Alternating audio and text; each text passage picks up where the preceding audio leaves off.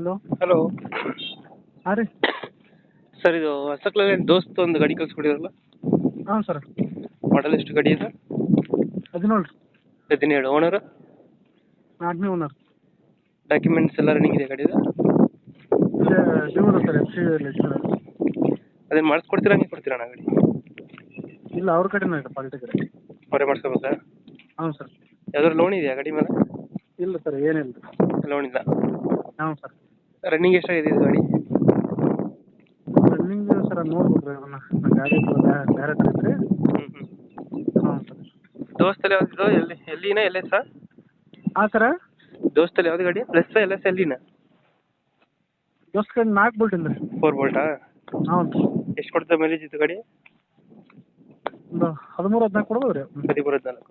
ಹಾಂ ರೀ. Extra fitting ಏನು ಮಾಡಿಸಿಲ್ಲ ಗಾಡಿಗೆ? ಹಾಂ ಸರ. ಎಕ್ಸ್ಟ್ರಾ ಫಿಟ್ಟಿಂಗ್ ಏನು